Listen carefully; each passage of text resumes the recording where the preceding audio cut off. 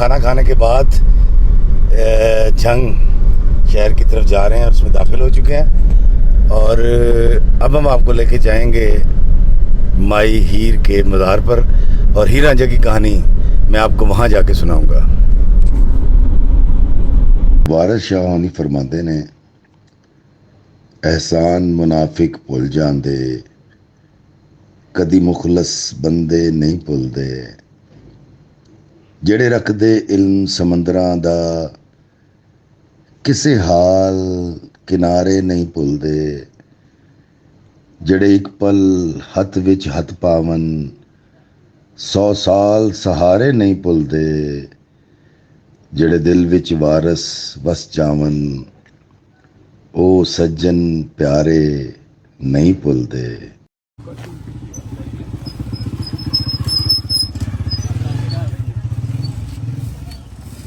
मज़ार में दाखिल होने से पहले ये एक छोटा सा बाज़ार भी है जहाँ यहाँ की मुकामी बनाई हुई चीज़ें बिकती हैं। इसमें देखें ये एक पंजाब की एक मुटियार शायद हीर, जिसने सर पे घड़ा पानी का भर रखा है और ये भी एक घड़ा है और ये यहाँ बिकती हैं। इस तरह की बनी हुई हैंडमेड हैं ये, और लोग यहाँ आते हैं और इन चीज़ों को ख़रीदते हैं। ये देखें, ये हीर और रांझा हंसी खुशी रहने लगे। ये लोहे का एक दरवाज़ा है पुराने दौर का, और इस दरवाजे के साथ ये देखिए, ये लाल नीले पीले हरे रंग के आप देख लें बहुत सारे धागे बांधे गए हैं। और ये धागे नहीं हैं, ये ख्वाहिशात हैं, ये मन्नतें हैं उन लोगों की जो अकीदतमंद इस मज़ार पर आते हैं। और उनका ये मानना है कि वो कोई भी नियत करके यहाँ धागा इसके साथ बांधेंगे और जब उनकी वो मन्नत पूरी हो जाती है तो फिर वो इस धागे को यहाँ से खोलते हैं।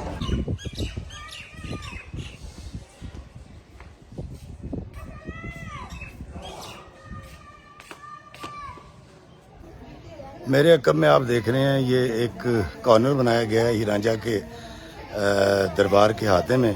यहाँ लोग आते हैं, दिए जलाते हैं और दिए जलाकर यहाँ पर मन्नतें मानी जाती हैं, दुआएं की जाती हैं। और यहाँ के रहने वालों का ये मानना है कि इस तरह आकर यहाँ दिया जलाने से हीर रांझा के मज़ार पर और मन्नत मानने से दिल की मुरादें पूरी हो जाती हैं। ये मेरे अकब में आप देख रहे हैं हीर रांझा का मज़ार। कहा जाता है कि हीर और रांझा इसी एक मज़ार में मदफून है।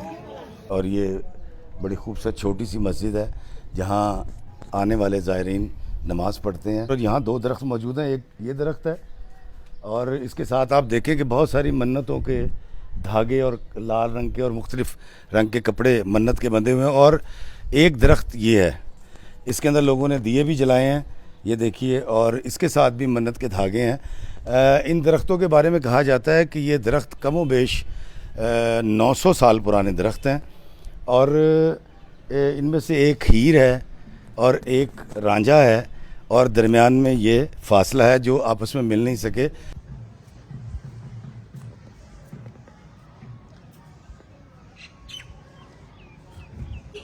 ये धागे हैं, इनके मुख्तलिफ रंग हैं, ये ग्रीन है, रेड है, ब्लैक है। और कहा यह जाता है कि इन धागों को यहाँ से लेकर आप इसके किसी भी पिलर के साथ बांध देते हैं और आप एक मन्नत मांगते हैं और वो जब मन्नत पूरी हो जाती है तो फिर उस धागे को आप आकर खोलते हैं और फिर जो आपने मान रखा हो, सुख रखा हो, वो आपने देख चढ़ानी हो, किसी की शादी करवानी हो या किसी की मदद करनी हो, तो उसके लिए धागे इस्तेमाल होते हैं। और ये यहाँ के रहने वालों का झंग ये अकीदा भी है और लोगों की मददें भी पूरी होती हैं। और कहा जाता है कि ये माई हीर की कब्र है और एक रिवायत के मुताबिक माई हीर और रांझा दोनों इस कब्र में हैं।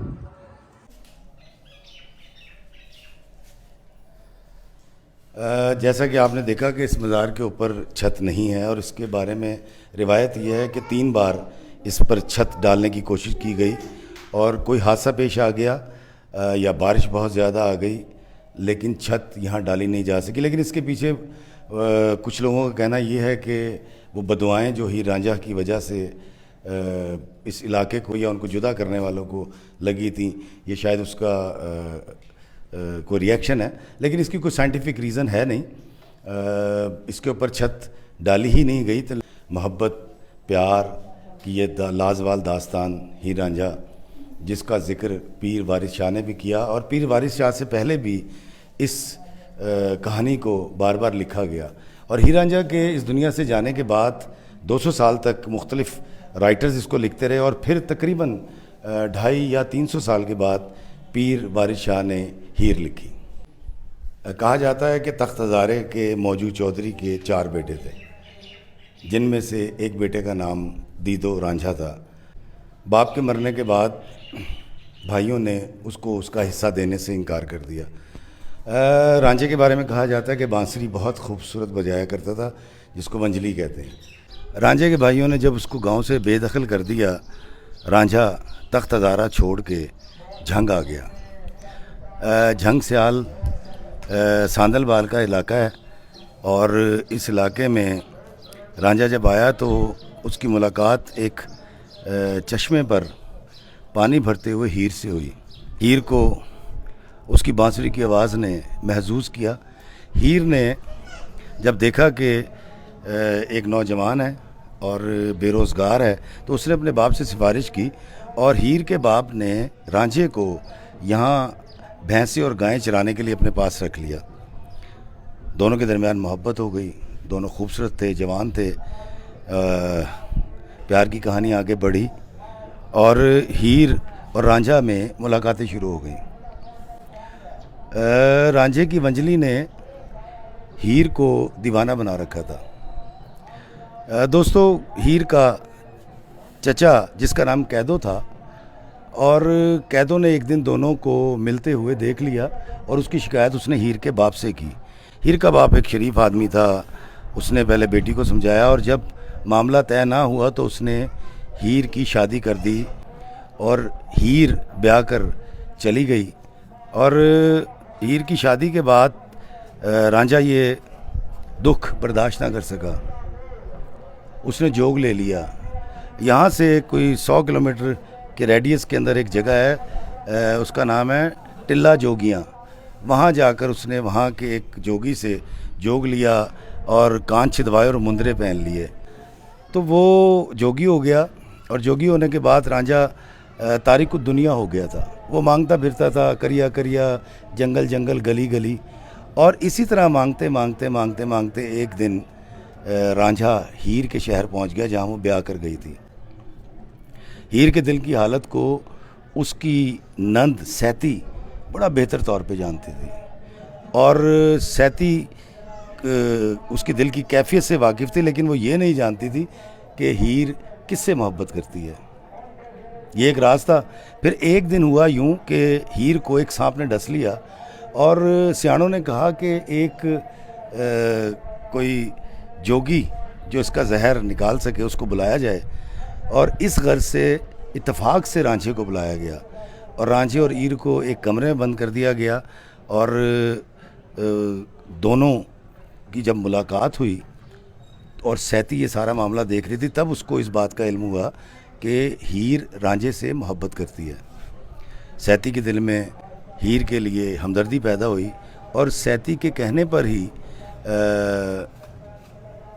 हीर रांझे के साथ इस शहर झंग वापस आ गई। यकीनन खेड़े को इस बात का बहुत दुख हुआ होगा और तारीख़ में इसका जिक्र तो नहीं मिलता, लेकिन मेरा क़याफ़ा ये है कि खेड़े ने इस मामले के बाद हीर को तलाक दे दी होगी। और जब वो दोनों यहाँ आए, हीर ने अपने माँ बाप से रिक्वेस्ट की और बहुत मिन्नत समाजत की तो हीर के माँ बाप दोनों की शादी के लिए राज़ी हो गए।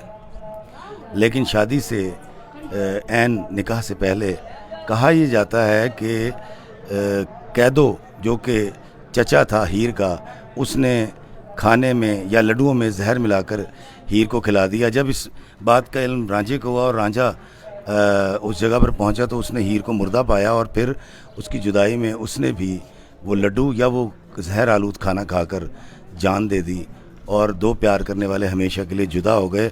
और कहा यह जाता है कि उन दोनों को ये मेरे पीछे मज़ार में दफन किया गया। माई हीर और रांझा यहाँ दफन है। दोस्तों, पीर वारिस शाह का मज़ार मैंने आपको दिखाया और हीर रांझा का मज़ार भी आज मैंने दिखाया। मैं लाहौर से चला और इतना सफ़र करके सारा दिन की धूप उठाई और यहाँ तक पहुँचा। ये है मेरे पीछे आशिकों का दरबार, माँ हीर और बाबा रांझा का दरबार। लेकिन दोस्तों एक बड़ी अहम बात जो मैं आपसे करना चाहता हूँ, ये जो रोमानवी दास्तानें होती हैं जिसमें इश्क और मोहब्बत की दास्तानें हम बयान करते हैं, वो हम पढ़ना भी पसंद करते हैं। Sir Romeo Juliet, Laila Majnu, Shirin Farhad, Heer Ranjha, इनकी कहानियाँ हम बहुत शौक़ और ज़ौक़ से पढ़ते हैं। इस पर फिल्में भी बनती हैं, पूरी दुनिया में ड्रामे भी बनाए जाते हैं। लेकिन दोस्तों ये जो कहानियाँ हम पढ़ते हैं या इस पर फिल्में देखते हैं, ये इनफरादी तौर पे हमें बहुत अच्छी लगती हैं। लेकिन सोचिएगा ज़रूर कि अगर कभी मेरी बहन, मेरी भतीजी, मेरी भांजी, मेरी बेटी हीर, सस्सी या जूलियट की जगह खड़ी हो तो मैं कैसा महसूस करूँगा। इस बारे में ज़रूर सोचिएगा कि गैरतमंद कौन था